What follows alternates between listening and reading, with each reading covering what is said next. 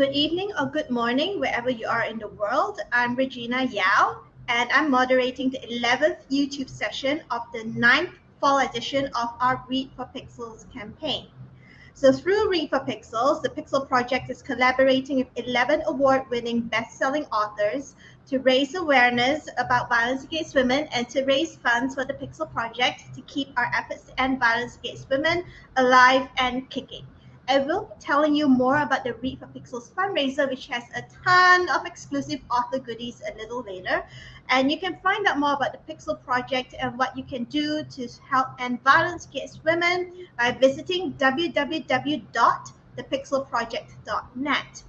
And we have a very special guest with us today live on for this Read for Pixels discussion and Q&A session. It's the fabulous YA fantasy author Kathryn Purdie. So welcome, Kathryn. Thank you so much for having me. I'm super honored.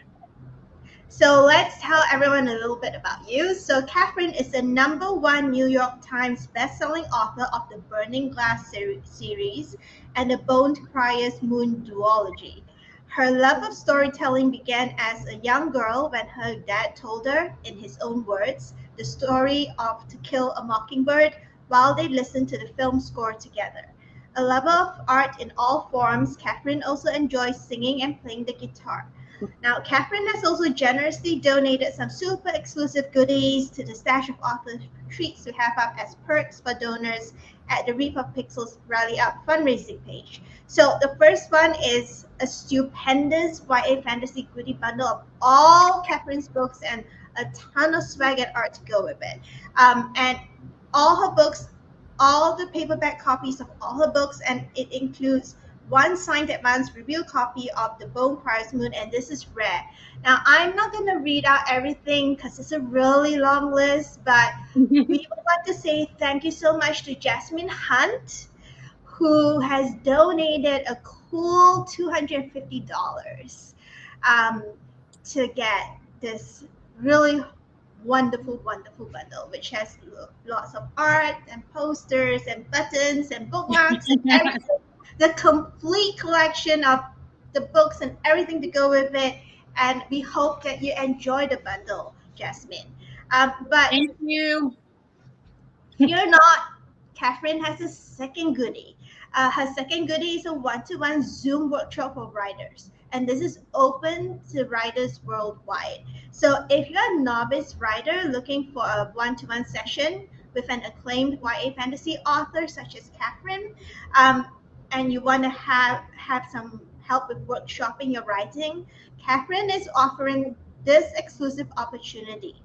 Kathryn will read the first chapter of your WIP, your work in progress, up to 3,000 words of it, before conducting a 30-minute Zoom meeting with you to offer a constructive critique and share writing advice. Please note, English language works only and no explicit content. So if you are a budding YA fantasy author, this is your chance to get 30 minute sit down with Kathryn over Zoom to talk about your writing and to have your first chapter workshopped. So now we've raised $2,280, which is 45% of the way towards our $5,000 goal. It's going to be Domestic Violence Awareness Month starting tomorrow. So even if you can't afford to donate to get one of the goodies, but we think you can because we've got plenty of goodies, from anything from $5 from a $5 donation and up will get you something. So please donate because it's our slowest ever fundraiser, and it will end on the 31st of October 2022, and everything that you donate will go towards the Pixel Project's work to end violence against women.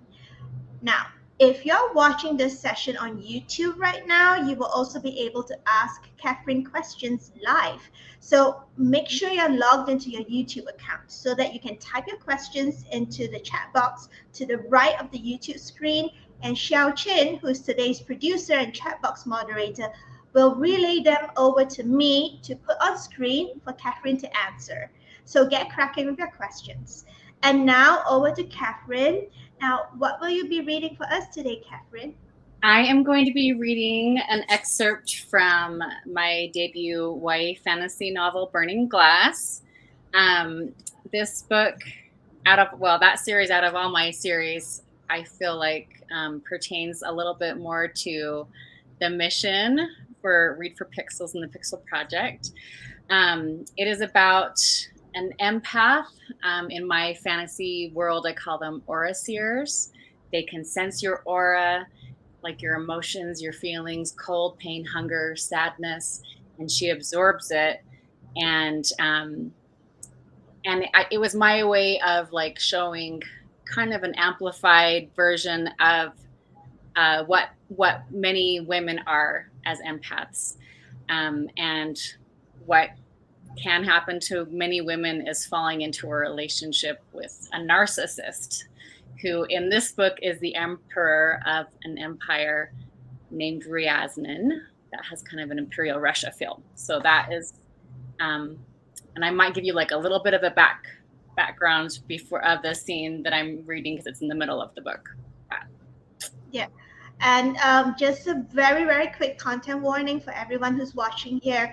There is some domestic violence in this scene. It you may wish to, if you feel that it might trigger you, you may wish to go away for 10 minutes, get yourself a cup of tea, a cup of coffee, get yourself a snack, come back in 10 minutes and when the discussion segment begins. Or if you're watching a recording of this, you may want to fast forward for by 10 minutes to where the discussion begins. So I'm going to put Kathryn on the full screen and let's begin. Hello. So again, this is from the middle of the book of Burning Glass. And just as a little setup for this scene, it's taking place during a really grand ball at the palace. And the emperor, Valko, has pulled Sonia, the Oraseer empath, aside. She is his royal guardian. She uses her ability to sense emotions to like feel out dangers and threats. And in this scene, she has felt a danger and she's trying to warn him, but is pretty distracted by his affection for her, or what begins as his affection. So I'm reading from a printout because I condensed it a little bit to make it 10 minutes. But again, it's from my book, Burning Glass. The emperor came so close, our noses brushed. You feel it too, don't you, Sonia? What? This, he replied. The deep bond between us. His fingers trailed up my wrists to my shoulders and slipped along the silk of my sleeve. My head spun as my chest expanded with a surge of overruling rapture. I feel it, I whispered. How could I not? His aura was so powerful, and starved as I was, I felt so weak. Weak against my own attraction to him. I tipped my head back and leaned closer. I shivered with anticipation of the press of his lips. I gasped and pulled back, shocked with myself. I fought to collect my thoughts. Valko was in danger. I had to warn him. What is it? Valko stroked my face like a child's. He was so patient with me, so tender. But why? Why on the night he'd committed to marrying another? Are you worried about the emissary? You're in peril, my lord. Floquart knows I do not love Delphine. I've never even met her. Love is not a factor in a royal marriage. Monarchs must look elsewhere for that. He came at me again so quickly I couldn't deny him. Our lips met. His kiss stoked a fire in my belly. The scalding was so sweet, it took me several long moments to break away. Please listen, I feel a darkness inside me. He grinned. This isn't darkness, Sonia. He grazed my lips with a brief but tantalizing kiss. This is abandonment of everything that seeks to repress us. His zeal for what he believed we were equaled his passion for expanding his empire. Together we share acceptance and understanding, both of us born into power and with great destinies. Those things are uniquely difficult to endure. Did he really think I'd been born with a beautiful gift? He didn't know anything about my life of hiding with the Romska. He didn't know my parents were killed when it was discovered they had a blessed child. He had no idea how hard-pressed my life had been. Valko didn't understand me. But on the other hand, did I truly understand him? How did it feel to live a lie for so long, to pretend you were someone else because the person you really were had been declared dead? And after all that time, only to return to the palace and be met with suspicion, rumored by some to be an imposter. We didn't have as many things in common as Valko thought, but we had enough, and it made me feel true pity. I let him kiss me again. I could not cause him more suffering. Our kisses deepened. He held both sides of my face like I might vanish if he slackened his grip. The darkness swirled inside me, but I kept it at bay by offering more of myself to the Emperor. Be my mistress, Sonia, he said. Share my life with me. I may give my hand to another, but my heart will be yours. Mistress. The word took on new meaning. It sounded like an honored title. After all my years of hiding, after my parents sacrificed their lives to give me freedom, was this what I was to become? Burning beneath my breast, I felt the tender flame of Valko's adoration. Could it be my parents were wrong? Was it such a very bad thing to be owned by the Empire? Say yes, Valko prodded, as if this were a secret proposal and he had asked me to elope. The loveliness of the life the Emperor painted for us began to warp like a water-damaged canvas. Harder questions began circling my mind. What had prompted Valko to care for me in the first place? Did his affections begin because he saw his brother's interest in me first, or more accurately, my interest in him? Would the Emperor have fallen for me without that rivalry? Someone gave a sardonic laugh. Valko and I whipped around to find Floquart in the corridor shadows. I tensed and searched for his dark aura within me. Would he now seize his moment to kill the Emperor? Would he kill me too? He stepped forward into the candlelight. It caught the planes of his face at odd angles, making him appear gaunt, no longer the prim gentleman. Valko smoothed his hair in a rush. I'd done a fine job of disheveling it. Monsieur de Bonpré, this isn't what it seems. No, I believe it is far more. Floquart wrinkled his nose in distaste at me. I'll be taking my leave in the morning. The Emperor's astonishment struck my chest and made my ribs contract as if my bones welded together. You must understand, he said. I am devoted to a union with Estengard. Something in Floquart snapped. Your Ryaznin may be grander in wealth, but your savage ways, he sneered, darting his gaze between us, are deplorable. We will not stoop to align ourselves with whoredom. His eyes settled on me, ripe with derision. Your kind, he spat, is sold in my country, and if the nobles find your talent unworthy of a bid, you take to the gutters where your filthy breed can scavenge upon any lowlife who will toss you a coin for your virtue. Such is the quality of the Orosirs you Ryaznians so prize. My mouth fell open at his brazenness. His insults tumbled inside my chest as if caught in a whirlwind. I couldn't contain the fury. I became the storm. Don't treat me as if you are my better, I lashed out at him. Don't pretend you are not above reproach yourself. I've seen the Orosir in your company and sensed the telltale signs of the abuse she has suffered at your hands. How dare you speak to me and the Emperor about defilement when you have absolutely no respect for humanity? Floquart's face mottled to purple. A vein spasmed at his temple. I met his enraged expression without batting an eye, justified in all my accusations. Surely Valko shared my vindication. I looked at the man who just rained affection on me, promised me a life of adoration, but that man was gone. I felt it in the absence of warmth in my breast, in the ice crusting over my heart. As if he hadn't heard a word I'd just spoken, Valko said to Floquart, "You are right." My eyes flew wide. At the worst, I'd expected the Emperor's silence, not his agreement with the emissary. Did he want Estengard so badly he would suffer his pride and my dishonor after such a vicious attack? I will end this here, he jutted out his chin. She will not tempt me again. It felt like he'd just struck me. Floquart leaned forward near the Emperor, his brows peaking at a severe angle. I will not be satisfied unless she leaves and you relinquish the position of sovereign Orosir. Valko blanched. Relinquish? You understand she is my guard, my most important guard, not a mere fortune teller. You have guards enough. They are sufficient to defend one man. Come now, Floquart, you are taking this too far. This is my offer, Floquart said. If you are serious about your marriage proposal, the decision is simple. Valko stood as still as a statue, everything twisted inside me, the Emperor's wrestling indecision and pride, Floquart's stubbornness, and buried beneath them both, the glimmer of my own feelings. I should want this. I should want Valko to give me up. My life wouldn't balance on the curve of a saber.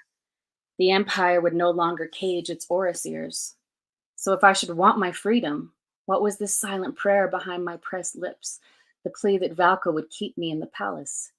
Did I wish to stay in order to comprehend how deeply his feelings ran for me? They were authentic enough when I sensed them in his aura, but they were also fleeting. I could not forget how little he noticed me in the days preparing for the emissary's arrival. If I left the palace, where would I go? Valko drew in a long breath while I held mine. His hand curled and flexed. I need her, he said, and something like shame spooled inside me, inside him. She stays. I exhaled with disbelief. Floquart's eyes slitted like a cat's. Then this is my farewell. He adjusted his cufflinks. I will be gone by first light, along with any hope you ever had of an alliance. With the fierceness of a lion, he marched away, his coattails flapping. Valko paced back and forth. He yanked his hair at the scalp. Once Floquart was out of sight, Valko slammed his hand against the wall. Damn it, Sonia! I flinched. Do you see what you've done? He hit the wall again. I stood erect, determined not to cower before him. Nothing I said to the emissary was unwarranted. Valko laughed and rubbed his eyes with his palms. The mere act of you speaking to him was offensive. Have you no idea of your station? His rebuke burned inside me like acid. You chose me over Estengard. This isn't my fault. No, he shouted. Am I to blame? You glide into my life with your intensity, with that wildness you keep restrained. Yet when I taste it, it is so intoxicating, I don't know whether to nip at you or devour you whole. My jaw muscle locked. Then you would do well to keep your distance. His nostrils flared. He prowled around me like a panther. You're right. You're a demon in a girl's body. You've been sent here to destroy me, haven't you? You tell me. By the gods, I couldn't hold my savage tongue any more than he could. From the looks of it, I seemed to be succeeding. He grabbed me by the shoulders and threw me against the wall. My head followed like the lashing of a whip. I could have called out for help, but a rush of boldness overtook me. I turned back to the Emperor and gave him a vixen's smile. It's not too late to do away with you, you know. Valko's thumbs slid along my collarbone until they probed the base of my neck. He pinched my airway and sent blood throbbing through my head. I drew in a ragged breath. You are mine, he shook me. No one commands you to leave me, not Floquart, most certainly not you. In another abrupt mood change, he yanked me forward until my mouth crashed on his. The darkness overtook me completely. Had it sourced from me all along? I kissed him back, fangs and forked tongue like the serpent I was. Nothing resembling love or tenderness emitted from either of us. Was I lost? Was I in the mirror I pledged I wasn't? Did I only reflect the madness of the world? My hands trembled as I fought to raise them. I set them on Valko's chest. I pushed him away. I wasn't lost. Stop. His eyes narrowed, his face flushed with passion. You can't have it both ways, Sonia. Not anymore. You can't be the doe and the demon. I know you now. My teeth rattled as I struggled against his emotions. You don't know me at all. That's the end of my excerpt. That was intense.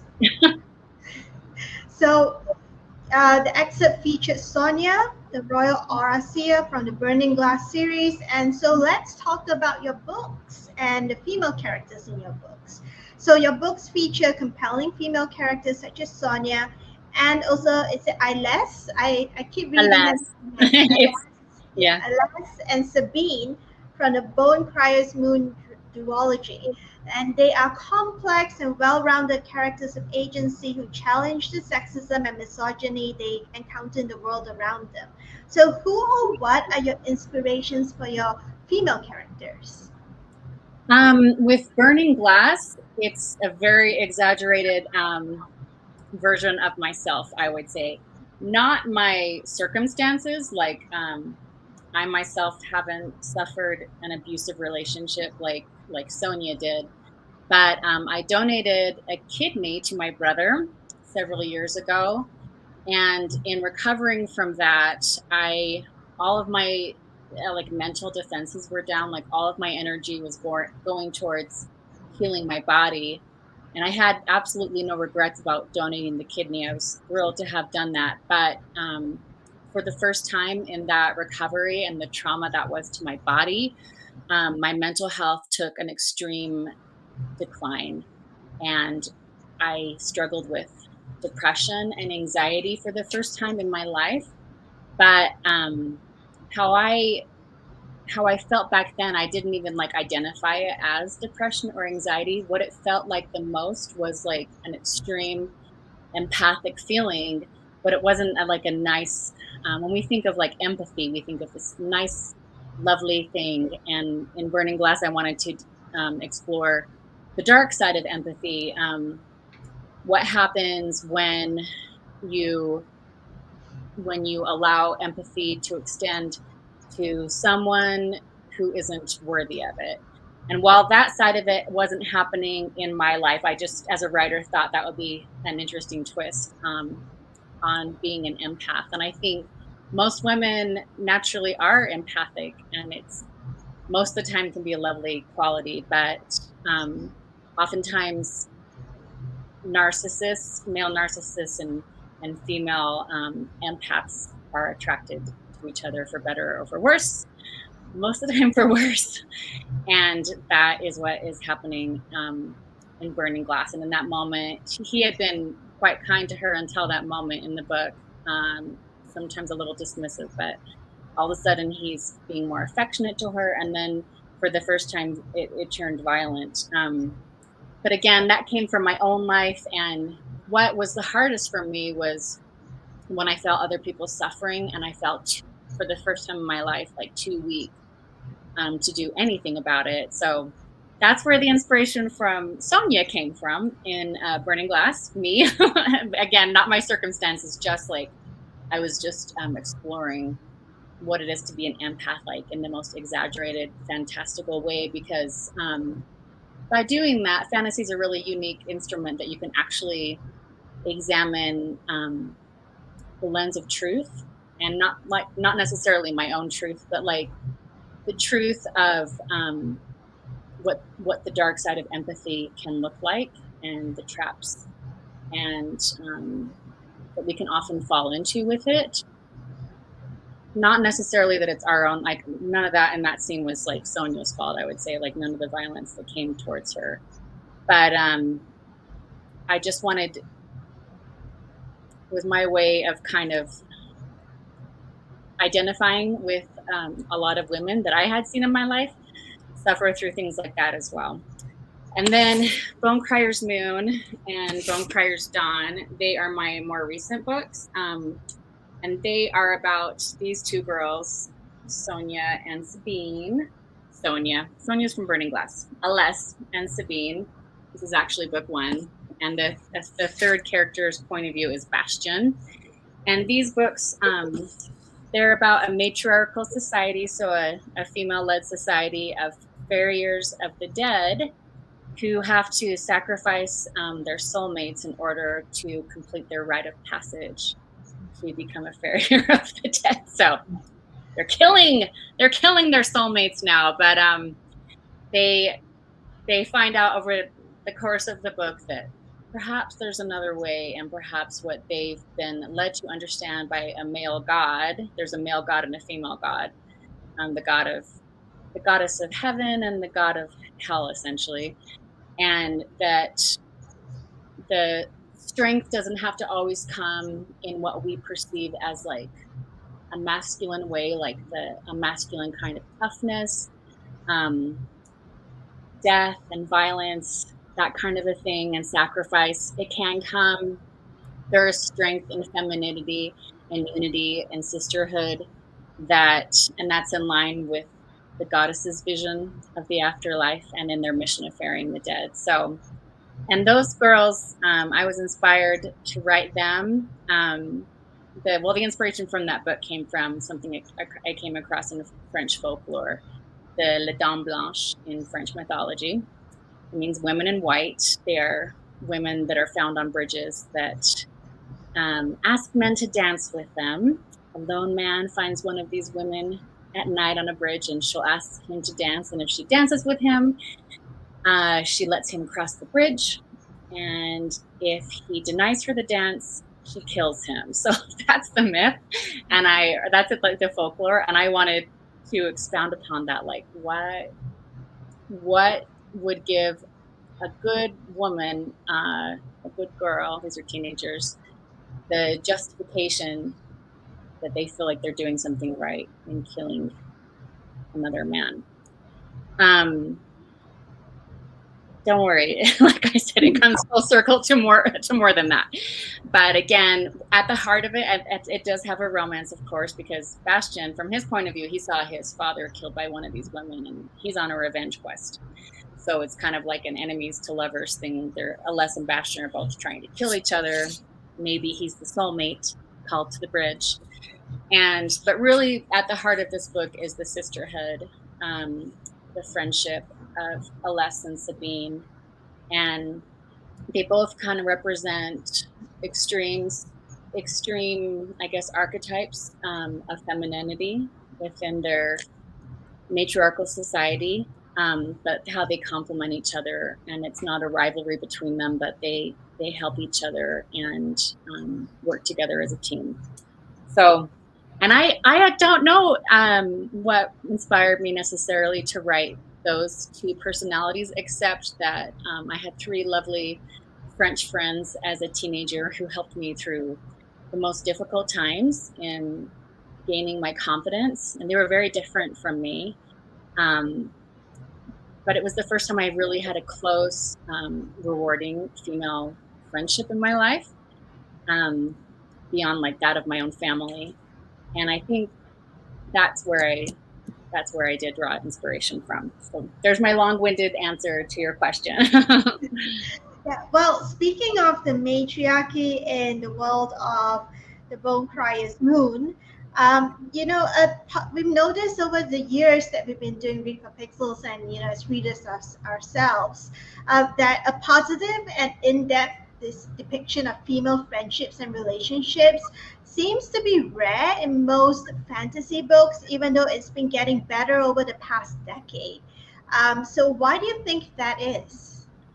I think for one thing, we're becoming more aware that a more female centric cast is acceptable in a fantasy. Like when I was young, first of all, young adult wasn't even really a thing on shelves, but like all the fantasies I was surrounded with, whether it be on film or in plays or in books, were mostly male characters, like the token female love interest, damsel in despair, maybe sort of like a mother figure, but not much beyond that. And so when you're just exposed to the same thing over and over again, and then you try to create it yourself, you're just going to kind of fall into those same patterns until enough of us are doing it and are having are writing these books and having conversations with ourselves and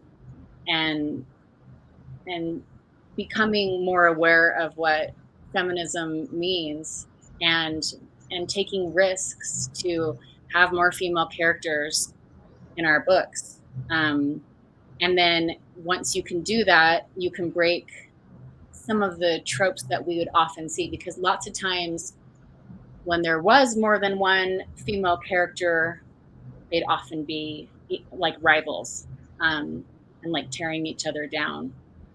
And that we don't see that as much anymore. And very quickly, writers and readers started to express kind of disillusionment in that rivalry, or like the limited roles that females had in a cast of characters. And honestly, it's just like, to simplify, it's just a matter of adding like enough women in your cast so that they don't have to just fall into these same limited roles, and to like to kind of like think about the message, not that we want to be like preachy in our books, but like the message that you're conveying through your writing. And that is that like sometimes women can feel competitive with each other because we are marginalized in the world. So it can feel like, oh, if you see another woman succeeding at the thing you want to do, it's like there can be jealousy and competition and stuff like that, because we already feel like there's limitations on those opportunities. Um, but instead to like embrace a philosophy that there's like room for us all and that we can help each other. That's really refreshing. And I see it a lot more in movies and books, and I see it happening in real life much more too. Yeah, and going back to you mentioning that there's room for more, a more female-oriented cast, more female characters now in fantasy, and that brings us to the issue of the Bechdel test. So most of your books definitely pass the Bechdel test with the inclusion of, the complex relationships between the women and girls in your books, friendship, sisterhood, even a fully fledged matriarchy. Now, why do you think so many fantasy authors still have trouble writing stories that pass the Bechdel test, despite the fact that there are many more things that women talk about other than men? I think those those writers probably aren't reading wide enough. They're probably still relying on stuff they read in the classics, or fantasies from a few years ago or a couple decades ago, or whatever the case may be. And they're not, sometimes to like broaden your perspective, you have to see examples of it. Often it's amazing if we have like these pioneers that can like break the norms like on their own, but like oftentimes it's just like a herd has to do it. Like the more of us that are doing it and the more works we're putting out there, it expands the mindset. But I honestly think it's a case of them just continuing to read, because they're still being published too, like books that have like a very male dominant cast. Yeah. So, what would you suggest to writers who want to write female conversations and relationships realistically or even plausibly? um Surround yourselves with more women in your life. And if you don't have if you don't have like my I've got a son, he luckily has two sisters and me. So he's surrounded by feminine voices. But hopefully you have some in your life. Like, pay more attention to them, listen to them, notice how they're different from each other. If you don't have anyone like that in your life, go to a cafe, sit next to a table that has a group of women chatting together. Don't be a creepy eavesdropper, but maybe eavesdrop. Just kidding. Um, like watch movies that are like have an all female or largely female cast. Um, just um, like go out of your way, be assertive in bringing that into your life in whatever way that is. Don't just like fall back on your usual forms of entertainment. Like seek seek things that are different from a more female perspective. Yeah, I mean, we asked this question because we've been following the hashtag men writing women, and it's just terrible. It's Yeah, I mean, I was on a panel once at a writing conference, and it was like kind of like how to write women more realistically or whatever like that, you know. And of course, mostly men attended the panel, like male writers, but they were all just looking like, well, what's the secret? Like, what's the shortcut? Just like tell us the quick tips. Like, women talk like this, and this. They do that. But we don't all talk the same. We don't all look the same. We don't all have the same point of view. maybe we're not all empaths. Maybe, like there are like maybe some token similarities, but that's being very generic. And also, I kind of tell them the same thing that I told you, like cast several women. I have an acting background, but like put several women into your story. Then because if you just have two women, they're gonna have to. You're trying to make them represent so many things, or so much of a limited thing, that it's just frustrating to a woke reader, you know.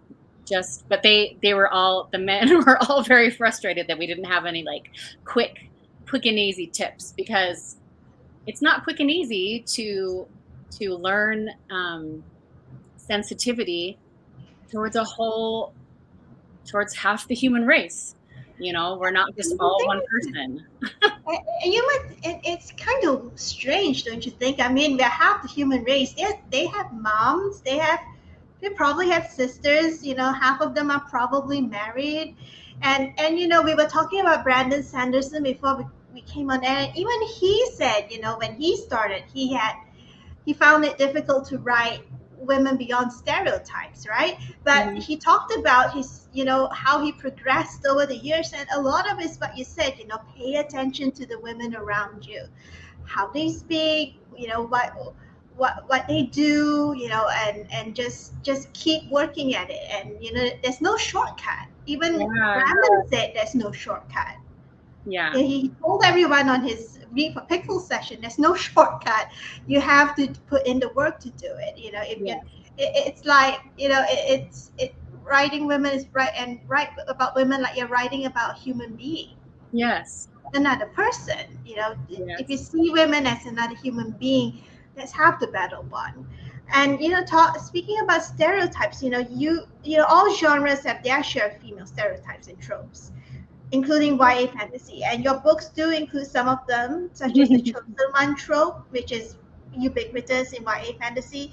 But your female characters are anything but stereotypical. So how do you subvert such stereotypes when you write and create your female characters? Um, well, sometimes some of it comes so naturally that I have to like sit here and think about it. Um, like, how do I do that? Because I'm a woman, so that helps. I have four sisters. I have two daughters. The YA community of authors that I'm in a circle with are largely women. I have lots of female friends, so of course I have like that lived experience. But I also have a background in acting, and that has helped me like really analyze characters. I think I write really flawed characters, and I think that's really important because that makes them more real. Sometimes I get a little criticized for how flawed they are, but at the same time, I think their strengths far outweigh their flaws. But they have to grow. I don't want them to be perfect characters. Plus, they're teenagers, like, and so they're going to be like at the peak of their emotions anyway, even whether or not they have to kill their soulmate or be a guardian to a mercurial emperor.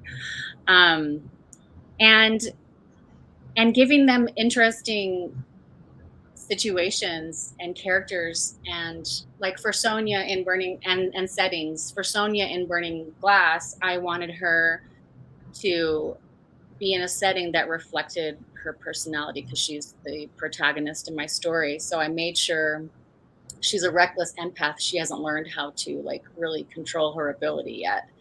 Because most girls who had this ability were like claimed by the empire at a very young age and trained and owned by the empire, but she lived a life in hiding, running from place to place, which was better for her freedom, but she had no training in reining in her gift. So I wanted to reflect a setting that was like as as dark and dangerous and passionate as she was, which was why I chose a world that felt like Imperial Russia at the end of the empire. or like the brink of the empire ending. So that's gonna bring out that's gonna be like the testing ground for my main character, is like a setting that will challenge them and mirror them. It's gonna amplify the good and the bad in them. Um and it's all about like deciding what she feels and what emotions are hers, not just what she's feeling from everybody else. So I wanted her to be surrounded by two dangerous, it is kind of like well, it is a love triangle, her and the prince and the emperor, but there is also like a whole cast of Orasiers that um I one is introduced. Well, there's a really important female friend in Burning Glass. But like the second books in that trilogy feature a lot of other Orasiers that Sonia crosses paths with and is challenged by and ultimately helps. So I think to break stereotypes, we don't want just because I'm a feminist and um, believe in like portraying a strong woman who's capable of achieving her goal. I don't. It's also like a cliche to write like the perfect woman or the perfect girl, and that wouldn't ring true to anybody, and they wouldn't see them. I want people to see themselves in my characters, even if it's just like a part of themselves, because they don't have to be twins, obviously, with my characters. So hopefully that answers your question. Yeah. So we've been talking about the women and girls in your book. So let's talk about the male characters. So your books have a wide range of male characters, including Bastion in the Bone Criers duology, and as well as Emperor Welko that we met during your reading, and Crown Prince Anton in the Burning Glass series. Now, do you think that reframing stories, how stories describe men, away from hostile and toxic stereotypes and towards complexity and even vulnerability, can be one of the ways that fantasy authors can break away from horrible tropes that promote toxic masculinity and the dehumanization of women? Yeah. And in Burning Glass is again kind of like a good example of that, because Valko is in a way like that character. I mean, I still hope he's like a unique and interesting character, but he's in a way purposefully so that type of like toxic male character that we've seen in a lot of villains before. But I wanted to show his like the opposite of him in Anton, his brother, and he is definitely a person who breaks that mold. He is a pacifist, so he shows a lot, and he's definitely like, you feel strong male vibes from Anton. He's definitely manly, and full of testosterone, and he shows his strength. Um, he has a goal of overthrowing the empire, not taking his brother's throne, but like introducing democracy. So, and not like being the president of the democracy. He has an idea of like there will be a council that rules the government. So he's not like seeking for power like most men in books, for better or for worse. He's just seeking, like, he has like a mission of change, of like bringing freedom to people. And there's definitely that side of Sonia that, of course, needs freedom. She's owned by the empire. And then Valko, um, he's the narcissist, and she doesn't want to be attracted to him, but she is. And she's also an empath. And so she feels what he feels, and she feels his attraction to her. So, and she identifies, she struggles with self-worth in the beginning of the book because she's done some bad things in just yielding to her reckless emotions at time as an Orasier, as this extreme form of empath.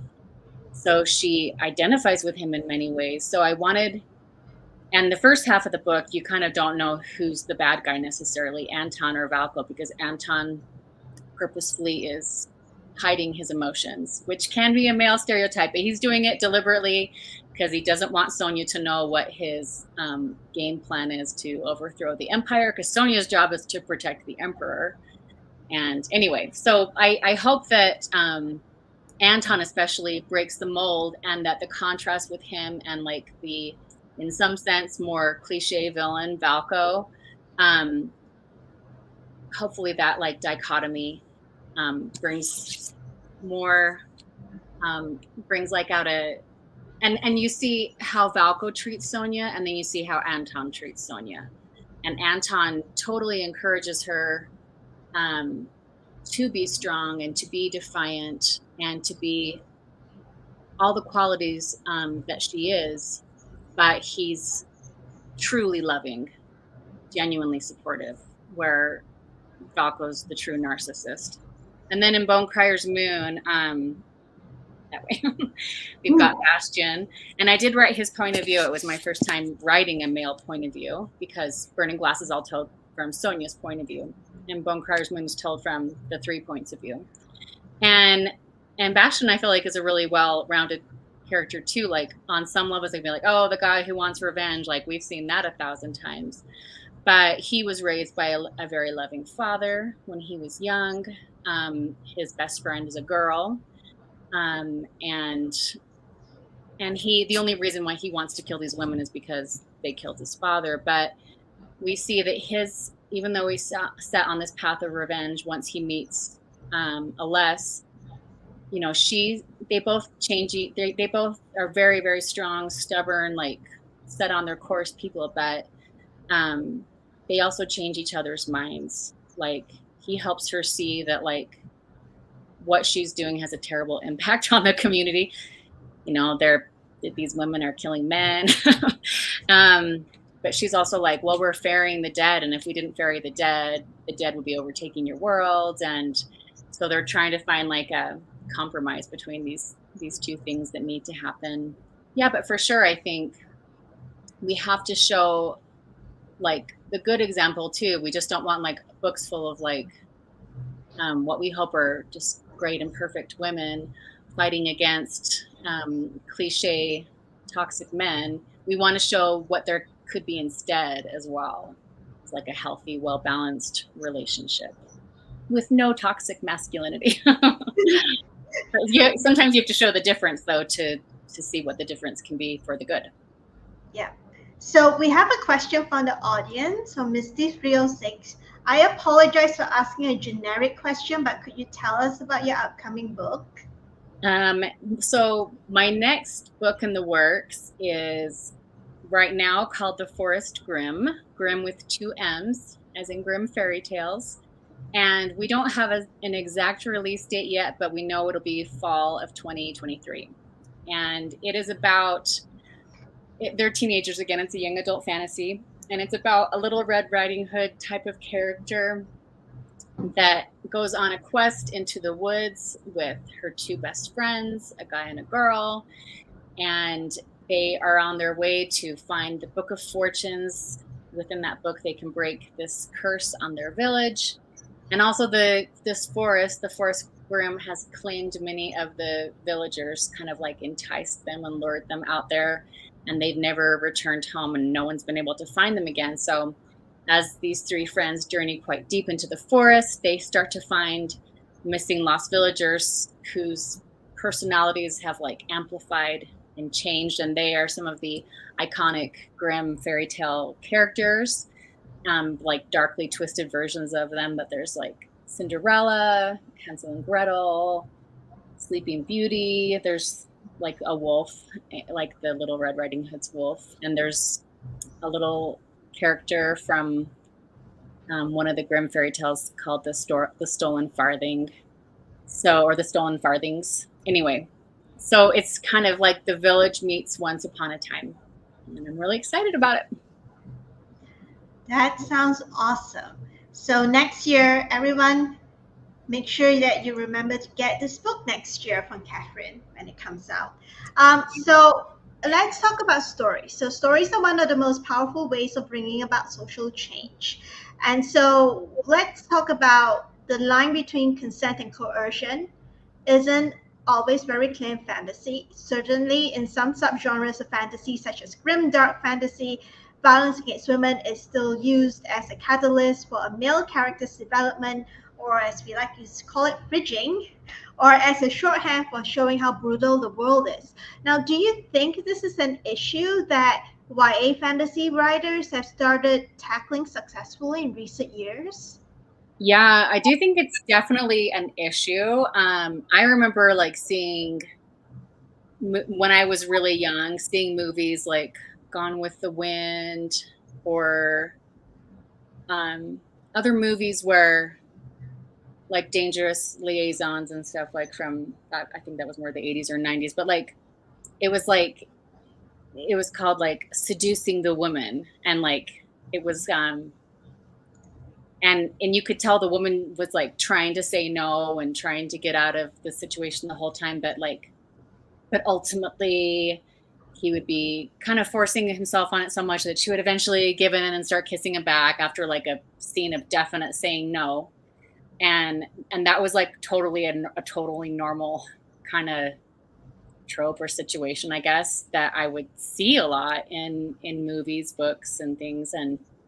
Um, and then I remember at some point early in my writing career, a writer friend told me, not as a critique of my books, but we were just talking about writing, and she said there always there always needs to be there well in her opinion there always needs to be a moment of consent, even if it's just like for a makeout scene. It doesn't even necessarily have to be like a love scene, like a full blown like making love scene. um and so I've made sure, um in like, Valko's not going to be that character, obviously, and I that's purposefully written, but like Anton is that character and Bastion is that character, that is going to show the healthy relationship. And they always like after like what on the surface usually feels like the first consensual kiss, I'll usually write that they like pull back and are like checking with the girl, like, are you okay for like us continuing this? And and then so that there's anyway, I've just always been very conscientious of that. And I do think overall, I don't see it always. Sometimes in heavier romance novels, unfortunately, I don't see it as much because they're still falling back on that like romantic cliche that like, oh, this is so romantic to be seduced. Um, and that really the seduction is not, it's not a healthy thing in the way it's portrayed.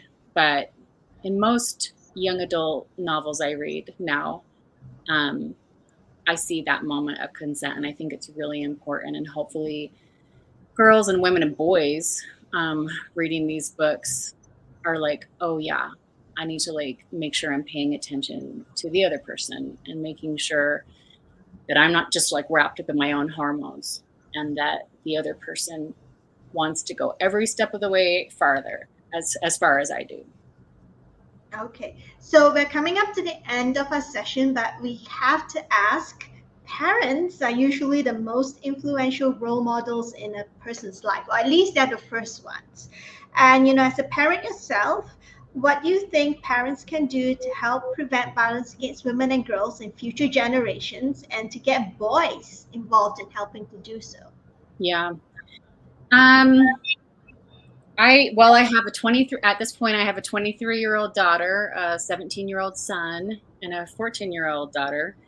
Um, First of all, with my girls, I talk to them a lot about um, encouraging them as much as possible to start waiting to date until they're a little bit older, um, like more in high school age, and then as much as possible in a group setting, as they're because it's really difficult to control the hormones when you're younger, and just emotionally, um, being able to separate your feelings from what the other person is feeling, and knowing ahead of time what you really want. Like, and for example, like my youngest daughter has had a crush on a boy for like a whole year now, and he's had a crush on her, and she's like only 14. And a lot of kids in her school are like boyfriend and girlfriend. And I was like, you can hang out with him. You guys can know you like each other. That's fine. You guys can hang out. I always make sure that they hang out in a group. And I make sure that they come over to my house too, that I'm aware of all of her friends, so that friends know who I am, and that there's a parent kind of sort of watching over this person's life. And I've told her, like, every once in a while she's like, when can I finally have a boyfriend? And like, kind of not, like announce to the world I have a boyfriend, and like maybe start kissing him and things like that. And I tell her, when you feel strong enough to say no to a boy, because it's one thing to be like, oh, it's so cute, I have a boyfriend. But to be able to, at any point, even with a person that you think you like a lot, because like that's an age of such social anxiety to be able to say, okay, we need to stop now. I don't feel comfortable anymore. That's really hard to do, because she's at the age where she doesn't want to like hurt anyone's feelings. And women are kind of taught, oh, I've always got to be like nice and polite. And I tell my older daughter too, when she was in college and guys were asking her out all the time, and she's like, well, maybe I should at least give them a chance and go on one date with them, even though I'm not initially interested. And I was like, no, if you don't even want to go on one date, you tell them no, because it'll be harder at the end of that date to say no to another date. And Yeah, it's like you said, right? It's because women are still, we live in a patriarchy, so we are Mhm. still socialized to please people, Yeah, and even grown women find it difficult to say the word no. yeah, Yeah, but yeah. on the flip side, we gotta teach the boys, Yeah, I was right? gonna say, and I'm not like putting all the responsibility on the girl, but like that's what I've done with my girls. And with my boy, I've taught him to love reading books from a girl's point of view. He plays video games, and he's not afraid to be the girl avatar sometimes. He does have sisters. And I just have like, I've had really open dialogues with my kids. Like, anytime from the time they were super, super young, they asked me any kind of a question about sex or relationships or anything. I will give them like a super straightforward answer. And sometimes they're like, too much information. But I'm like, you got to hear the truth. You're either going to ask me or ask your guy friend, and like, who knows how much he knows. So I just think modeling, and then having them see a healthy relationship, and I'm happily married, but there's single moms out there, or like, but whoever you date, like, model as much as possible, model healthy relationships. And if they turn unhealthy, do your best to get out of them. But uh, we just like exposing them to, like how I was saying, like exposing a male writer to lots of women in any fashion. You can do the same thing to your son, and like show, look how awesome it is to go see a Wonder Woman. That's as cool as any other Marvel movie or DC movie. um, and just and always teach, and just kind of in finding, being assertive and looking for those opportunities to bring up how to respect women. And yeah, so exposing him to it, being open, talking to him, and finding teaching moments. Yeah, and there's this, speaking of teachable moments, there's this tweet that's going around. This woman was talking about how she was chatting with her nephew, and he was telling her about how he likes this girl. He's in high school, right? So he likes this girl, and she said no. And she says, so what do you do when she says no? He says, wait a little bit and try again. And she says, no, she already said no. You Yeah, don't go harass, trying again and stalking her. And it's just harassment. And yeah, apparently he was shocked. He was shocked because apparently he'd been taught that, when women and girls say no, that doesn't mean no. yeah, yeah. And my daughter, like, so many guys got really mad at her in college, my older daughter, when she would decline a date, and they would just keep bugging her, like, well, why don't you even give me like one chance? And I was like, you just don't give in. Like, you still say no, and it doesn't matter if they're mad at you. If they're mad at you, that's just an example of how awful they're going to be if you ever even got into a relationship with them, like how much worse could get, you know. Yeah, and they just show their red flag, right? Like they can't respect no. And it's great that your daughter is holding her own with this, but yeah, that's you can tell her from us. That's definitely a red flag. If they can't back down after you say no and believe you and respect you when you say no, then it's a total red flag. So we've come to the end of the session, and there's just one more question. It's a Captain Obvious question that we ask all Read for Pixels authors. And you have been so incredibly supportive of our Read for Pixels campaign and our anti-violence against women work as a whole. So why do you support the cause to end violence against women, and what do you think authors can do to help with the cultural change needed to eradicate violence against women? I support it because it's like, to me, it's just as plain as day that women should be defended, and that women are strong enough, and that the mentality needs to change. And I've always been a feminist, but I feel like year by year I become like an even stronger feminist, and modeling that strength to my girls and girls around me.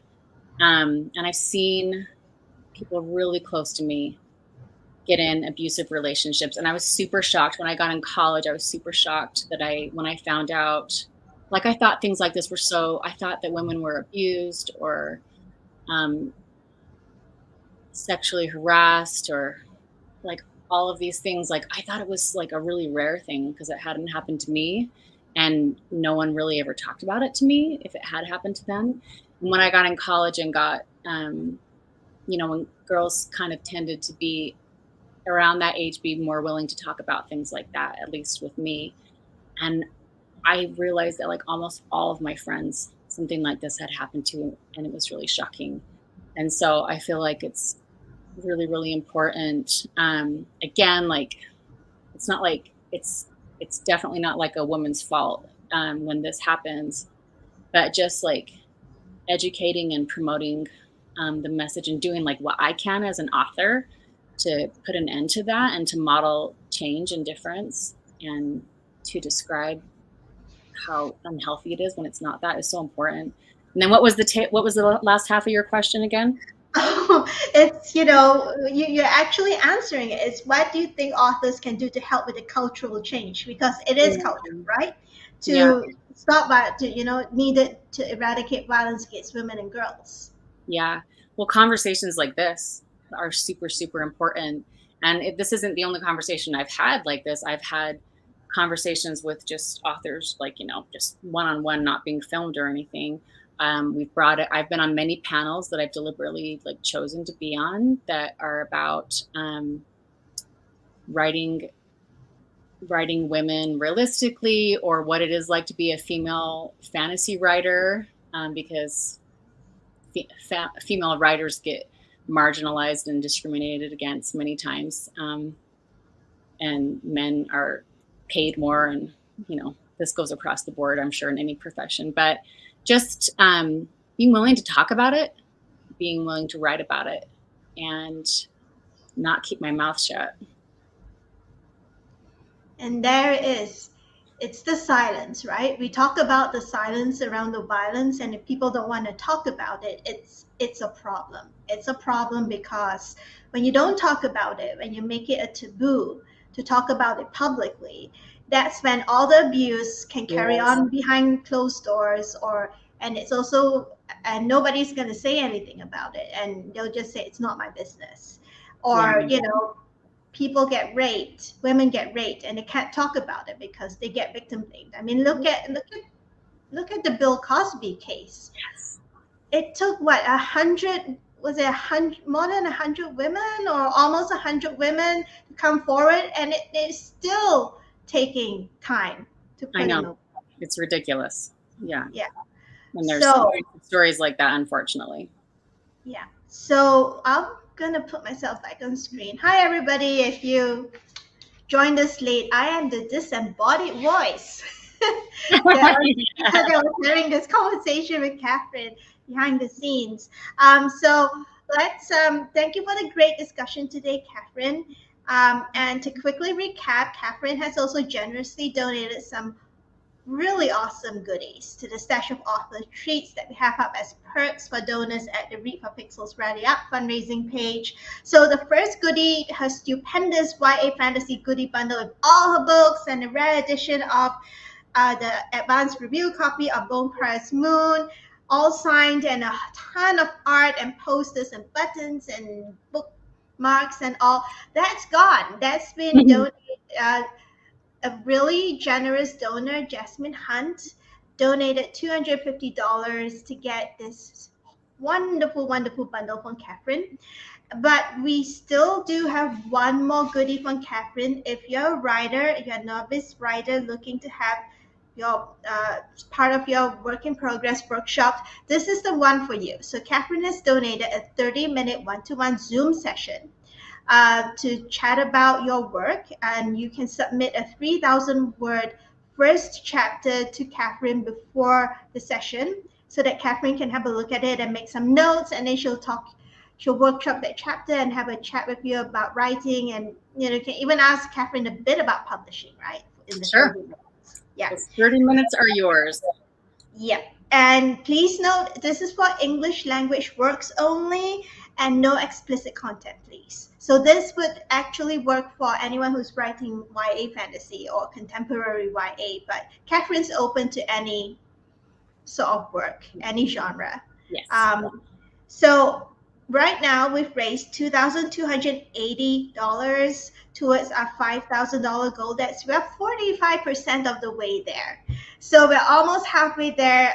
The fundraiser is going to end on the 31st of October because the coming month, starting from tomorrow, it's a domestic violence awareness month. So also I mentioned this because you in wherever you are in the world, especially if you're in North America, there may be events coming up by your local women's shelter, local women's organization, local domestic violence organization. Check out what they're doing this month, because there'll be plenty of marches and art exhibitions and panel events and live stream events like these talking about domestic violence. So check it out. So coming back to goodies, if you are not an author who needs your work workshopped by Kathryn, there's still plenty more author goodies from other authors such as Tim Leben, Carol Goodman, Roseanne A. Brown, Charlene Harris, S.J. Roseanne, Dana Cameron, Dee Perry, Matt Gardiner, Namina Forna, Alan Baxter, Daniel H. Wilson, Kwame Mbalia, Tor Books UK, Charlie Ann Holmberg, Random House Children's Books, and more. I'm reading this really long list because we have a ton of goodies left. So donate, each goodie has a donation request attached to it. So if you want a goodie, fulfill that donation request and that goodie will be sent to you, or we'll make the arrangements for, the session or whatever you choose.